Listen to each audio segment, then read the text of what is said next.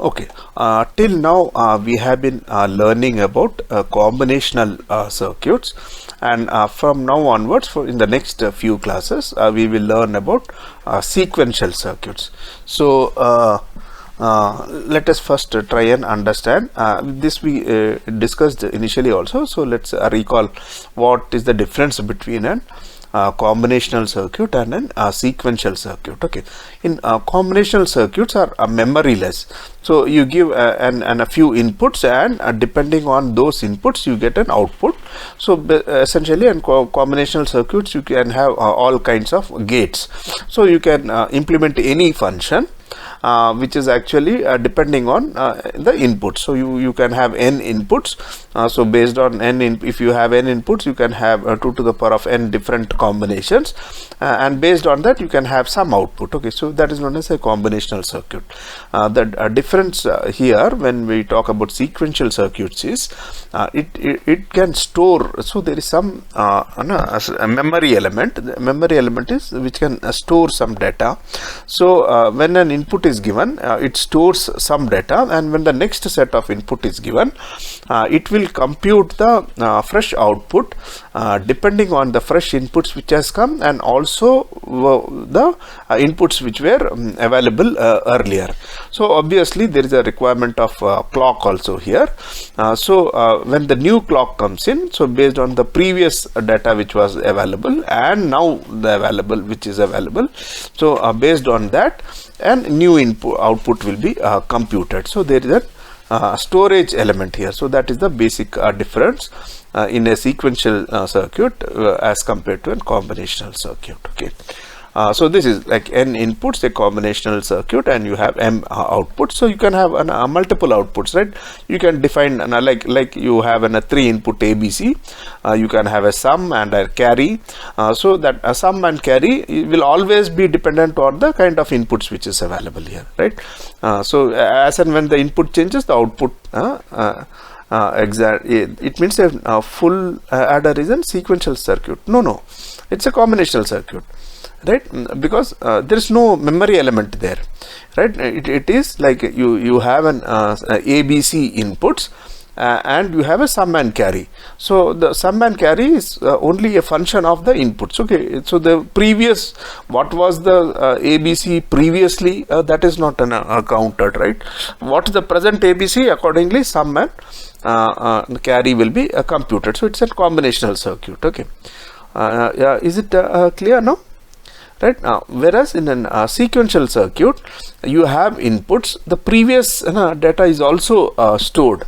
For example, I am making a counter. Okay, so whenever I give a count 1, the counter will keep increasing. Now, if the counter is 1 and I am giving a signal increase the counter, okay, that means the counter has to go from 1 to 2.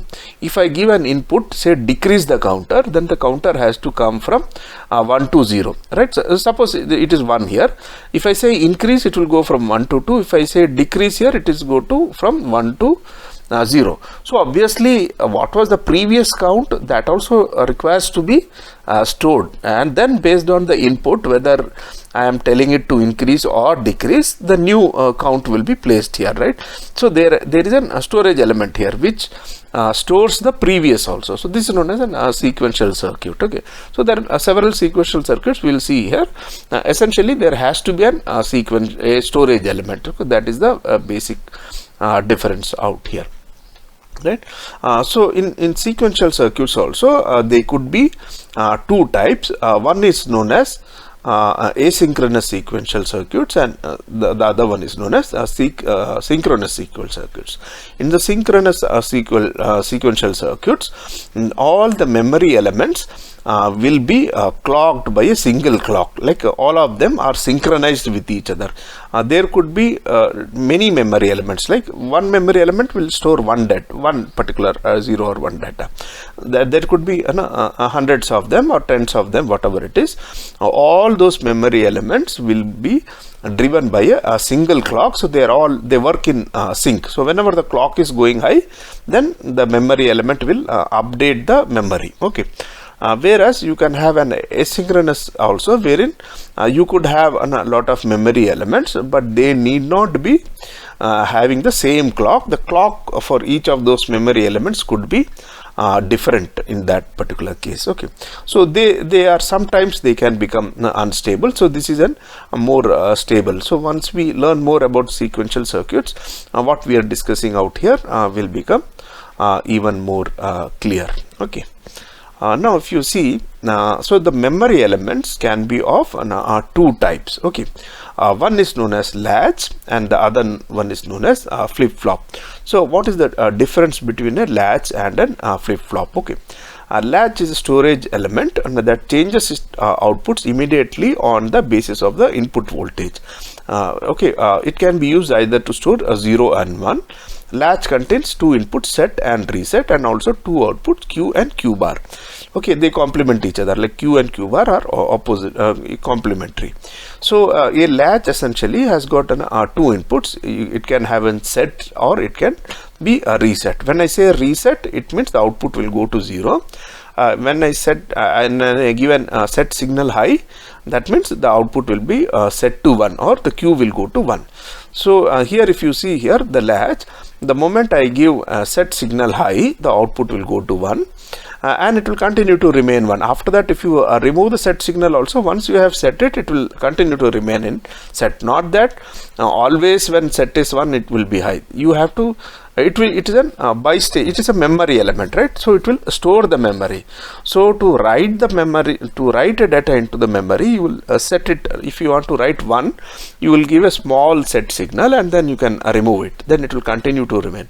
And whenever you want to write a 0, you will give a reset. A reset means reset to 0. Okay, you will give a small pulse of reset, then it will go to 0 and then it will continue to remain 0. So this is what a latch is. Okay, flip-flop is slightly different. There are 4 kinds of flip-flop: JK, SR, D and toggle. We'll learn all of them in detail. The basic difference out here is flip-flops require a clock. Okay, so whenever there is a clock going from low to high, it will capture the data. So there will be some data lines also. So the output will change only when the arrival of, if the data changes immediately, that output is not available, that at the output that is not reflected. Okay, so the output changes only during the arrival of the clock, and that too when the clock is going from 0 to high. Okay.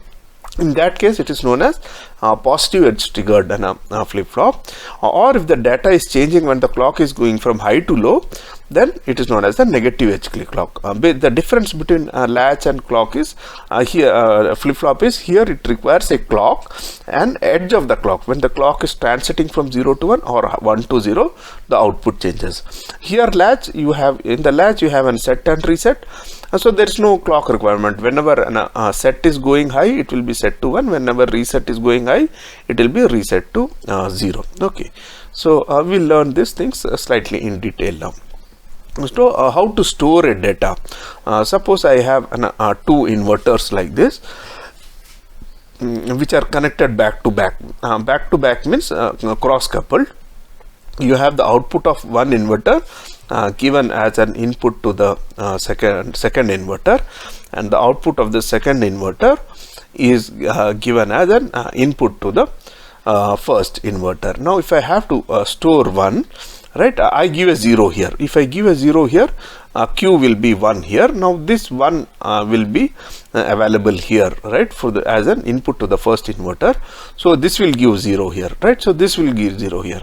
Now as long as the power supply is there for these 2 inverters, this will remain in this state, right? So just hold on. Yeah. So as long as the power supply is there, this data will remain here, right? If you switch off the power supply, these inverters will switch off. then the data will be lost. Okay, so as long as the power supply is there, so this will continue to hold 1. All right, so the input for this inverter is available from this inverter, from the bottom inverter, and for the bottom inverter the input is available here, so it will remain stable. So this is known as an latch. Okay, so it is bistable. Bistable means it can remain stable in 1 or 0. So so it is like cross couple, and it continues to remain stable as long as you don't disturb the power supply. Okay, so now in case you have to store 0, so initially you give 1 out here, so output will be 0, so that 0 will come to the bottom inverter, and from the bottom inverter you have 1 here. So this again is an stable condition. So either you can store a 0 or 1, and it will be stores 0 as long as the power supply is provided, right? Now the question is how to write a data into the latch. Okay, now we learned that, okay, if you cross couple two inverters, it will continue to hold 0 or 1, but now I have to write a data first into that flip-flop, right? So how to write a data? So you have a NOR gate here. Now if you see here in a NOR gate, if you put 1 here, right, irrespective of what is there in the other input, what will be the output? Can anybody say? Mariam, Kishan, anybody? I am giving 1 out here. So irrespective of what is here, what would be the output? Ritika, Ria, 0, correct. So if I give 1 here, irrespective of what is here, because this is an OR gate, this will become 1 here, and then it is NOR, so this will become 0 here. Okay, so rightly brought out by Ria that so if I put 1 here, it will become a 0 here. Similarly, for a NAND gate, if I put a 0 here, this is AND first, right? So AND both have to be 1. So if I put a 0 here, this will become 0, and since there is it is NAND, not an AND one, so this will become 1. So I can use this property of the NOR gate or the NAND gate to write data into an latch. Okay, so I am going to use this property. So how is that I am going to use this property? So let's see this case. Now this is an latch. Okay, this is how I make a latch using an NOR gate. I have an reset and set here, and I have reset and set inputs here. So there are two different conditions out here. Now I am giving 0 0 to the reset and the set pins. So what happens now? We are talking about latches, so we have to take two cases. First, suppose initially the latch had 1 here. Okay, now if it had 1 here so you will find this is 1 is available here, this 0 is available here. I am giving a 0 0 input.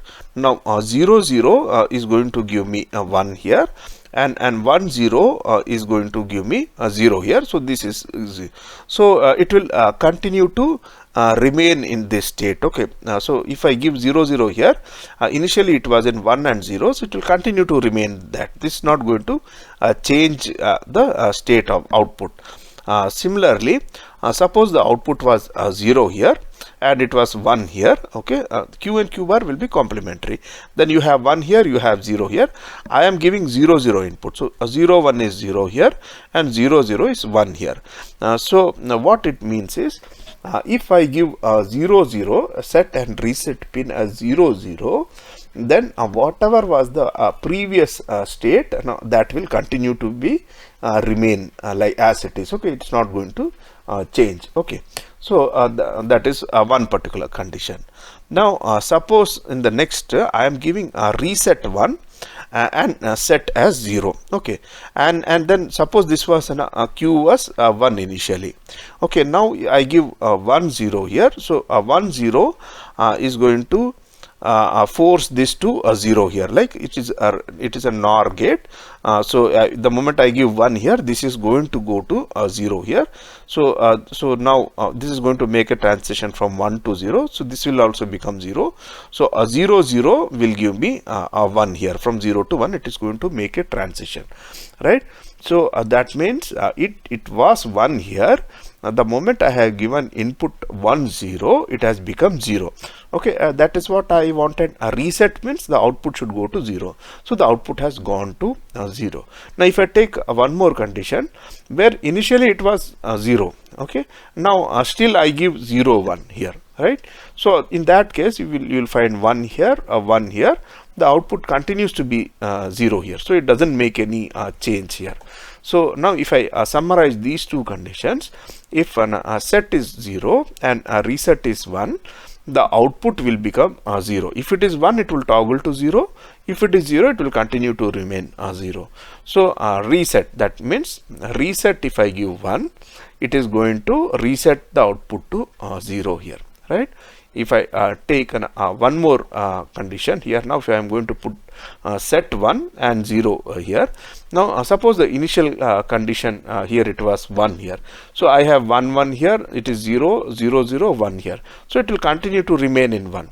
But suppose the output was 0 initially. Now if I give set as 1, so I have this right, reset as a 0 here, and I have a 1 here. So this since I give a set is equal to 1 here, this is going to become 0 here, that 0 is going to come here, and 0 0, it is going to change this 0 to 1 here. So now that 1 will be available here, right? And that one is and that is going to ensure that this is 0 here, right? Okay, now the thing is, if I give a set is equal to 1, reset is equal to 0, then the output is going to be set to 1 here, right? So now if I what happened 1 1, so 1 1 is an forbidden state. You can't give 1 1 here. Then the output will be undetermined. It can be anything which is undesired. Okay, so that means you can't tell the flip flop you set and reset also. You can either ask him to give a set operation or a reset operation, or 0 0 means you continue with the previous stage. Okay, so these are the three valid set of inputs which you can give to an SR latch. Okay, now if we try to summarize the latch SR latch operation, 0 0 means whatever is the previous state, it will continue in that state.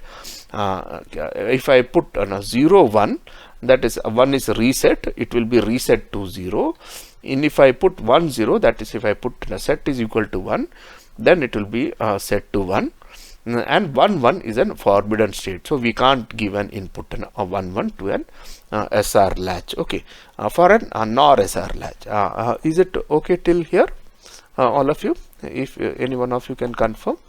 Okay, is it understood how an SR latch works? Okay, so we move forward from here. Now the SR latch can be implemented with an NAND gate also. Earlier, if you go back, it was implemented with NOR gates. Now the same thing, SR latch can be implemented with an NAND gate also, and in that NAND gate, the only difference out here is this is an set bars and reset bar. Okay, why do I call it S bar and reset bar is, now we saw the property of the NAND gate, right? If you put 0 here, this will become 1 here. So this is known as set bar. That means if I put it as 0, then it will be set to 1. Okay, so if you see here, set is equal to 0 and reset is equal to 1, then it will be set to 1 out here. Okay, so that is the condition. Similarly, if I put reset is equal to 0 out here, right, then this will become a 1 and this will become a 0 out here. So a reset bar means if I put a 0 here, reset is equal to 0, then Q is going to be become 0 here, right? So reset is equal to 0 here. So this is known as active low. So that is why this bar is given, set bar and reset bar, or you can call it the other way, active low. Active low means whenever it is going reset is going 0, it will be reset to 0. If set is going to 0, this is going to be set to 1. And if you give 1 1 out here, okay, then the state won't change. And a 0 0 in this case is forbidden, because you can't have a set and reset command simultaneously being given to an gate out here, right? So that is forbidden. Okay, so if you give that input, both Q and Q bar will become 1. Okay, so that is not desired, right? Whereas in the NOR implementation, if I take this circuit in the NOR implementation, I can't give, it is set and reset, and I can't give 1 1. If I give 1 1, both the outputs will go 0. So that is why this was forbidden. Q and Q bar should always be complement of each other. So 1 1 for an NOR SR latch was forbidden. Now for a NAND, it is like S dash R dash latch, you can call it. So here 0 0 is forbidden in this particular case.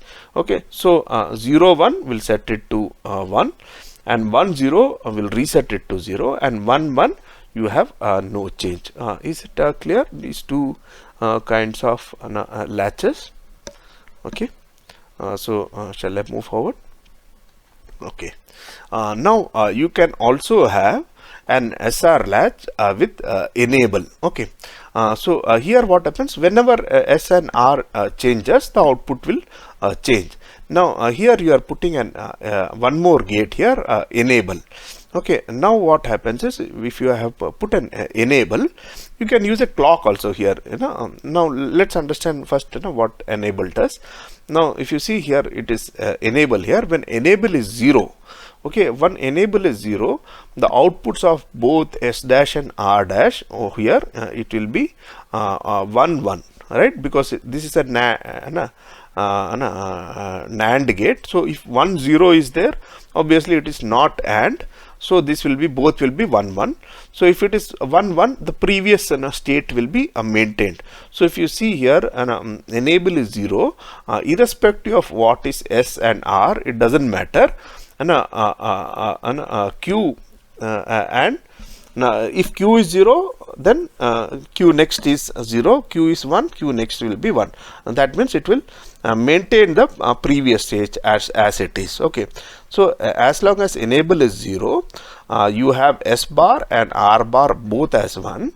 So whatever signals we give in S and R, that will not get reflected here. It will maintain the previous state. Okay, now when the enable signal is high out here, right? Now if you see here, instead of writing S bar here initially, now I am writing here as S.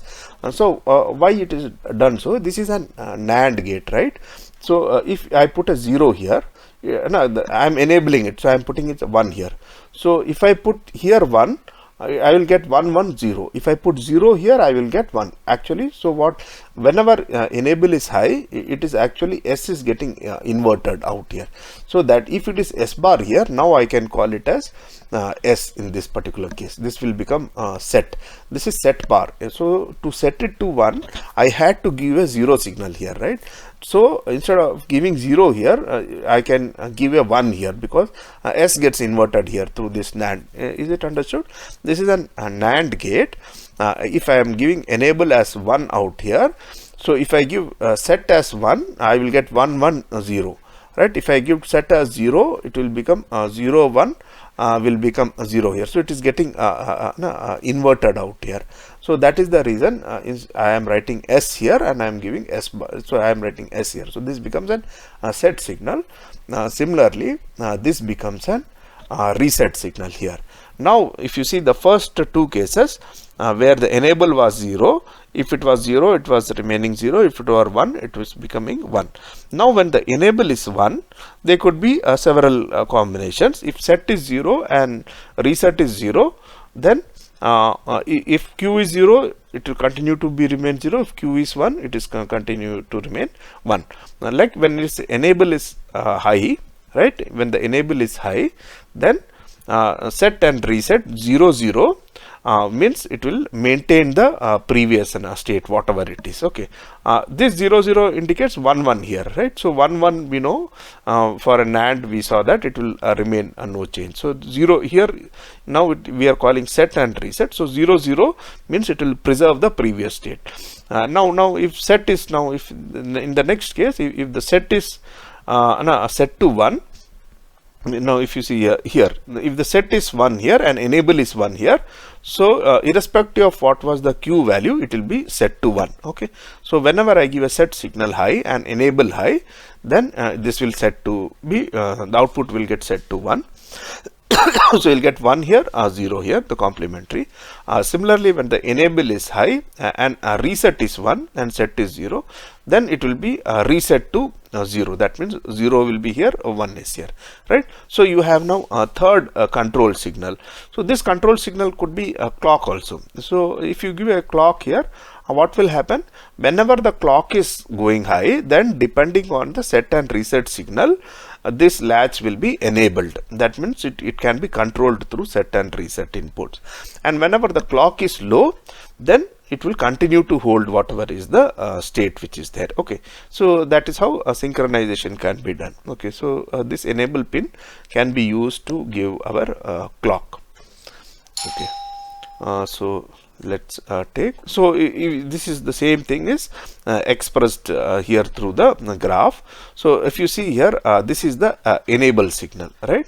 So when the enable is 0, initially Q was 0.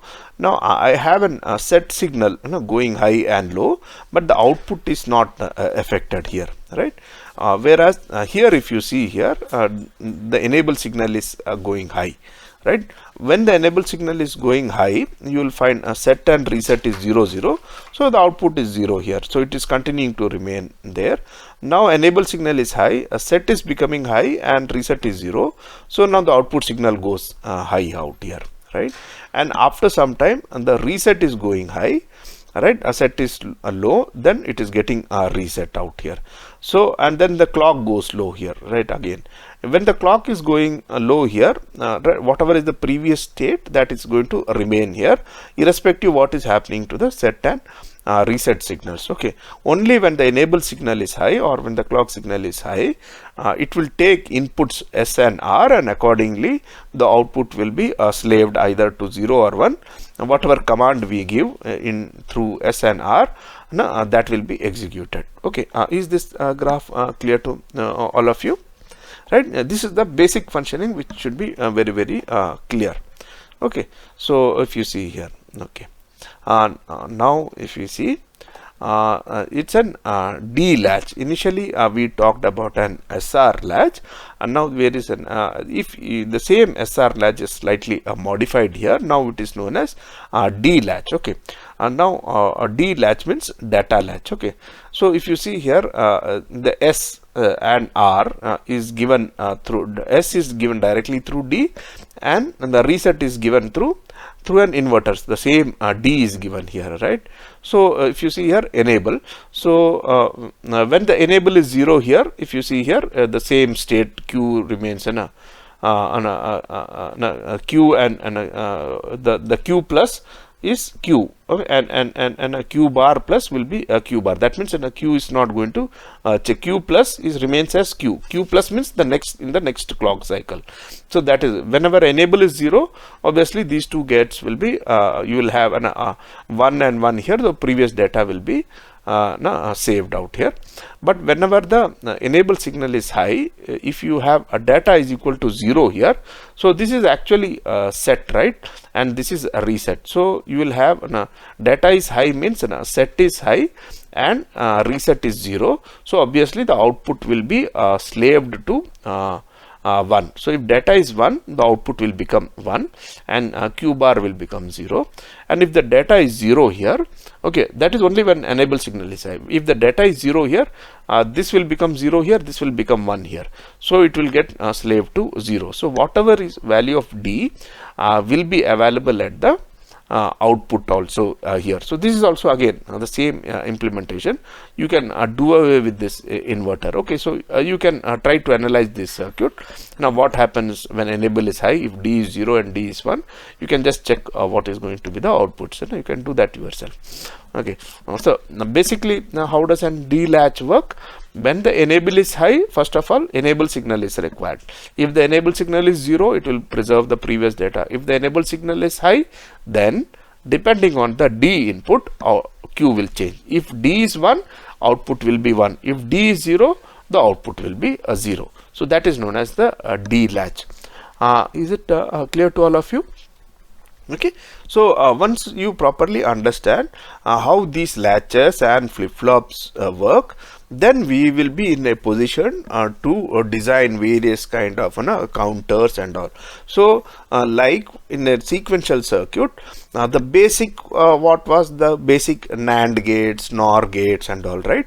So they were the basic building blocks, and then we learnt about K maps and QM method, how to simplify a function, and then we learned how to design, say, full adder, half adder, or I am sure if I give any function, you will be able to implement that with the tools which you have learned, namely K map and QM method, right?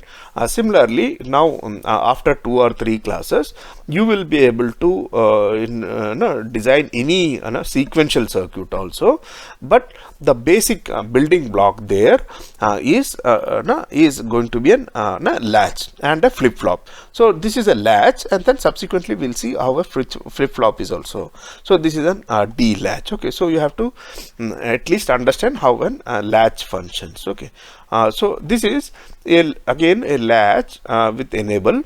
So with a preset and clear signals also, right? So if you see here, instead of using an 2 input NAND gate, and 3 input NAND gates are here. So if you give it an 0 signal here, so this will get right, if it is bar out here, right? So that means it's active low. So if I give a 0 here, then the output will go to 1 here, irrespective of set and reset. So there will be some circuits to initialize it. So initially you want all the latches to be stored with data 1 and count down, or you want to put all the counters, flip-flops initially to be 0, and then it should start, or you want to have a binary counter, like it should count to 0 till 9, a decimal counter till 9, and then it should come to a 0. So there will be a requirement to put the flip-flops to 0 or 1 without the set and reset inputs also. So this is known as the preset and clear signals. We will see what is the use of these pins subsequently. Time being, just understand that set reset we will use normal for increment decrement in the design. This is an asynchronous. Whenever we want to stop counting or initiate counting, we can use these signals to get the outputs to the desired state. So these are the additional preset and clear signals. Okay, is it understood? Like normally it will function like this. Clock, whenever the clock is high, depending on S and R inputs, the outputs will keep changing. But out of turn, if you want some at any given instance, I want to write some data. So I have these two bypass inputs also, which will directly take my latch to the desired state, depending on what I give here, present and clear. If I give a 0 here, it will clear the data. That means this will become 0. And if I give 0 here, this will become 1 here. So these are known as the preset and clear pins also, right? So that is known as asynchronous. So this need not be from the clock, okay, whereas so the other inputs, okay. So there are some symbols which we need to remember. This is an SR latch, S and R, Q and Q bar. Okay. Now if you see here, this bubble indicates it is it is Q bar. Okay, not Q. Right now, for a NAND implementation latch, we saw that you have to give S bar and R bar. So it is given, a bubble is given here. That means when a bubble is given here, it means that if you give a 0 signal here, it will be set to 1. In this case, if you give a 1 here, it will be set to 1. So S and then a bubble is given here. That means it is active low. Active low means you have to give a 0 to set it. Similarly, you have to give a 0 here to reset it to 0 here, right? And this is an D latch. You have D, you have enable pin, you have Q, you have Q bar, and a preset bar. Like if you give it a 0 here, then this will become 1 here. Similarly, clear bar. If you give a 0 here, this data will be cleared, so it will become a 0 here. So these are the symbols for these latches. So I will take a 10 minutes break out here. We discussed so far latches, and after the break we will discuss about flip-flops. Okay, so thanks a lot. 10 minutes.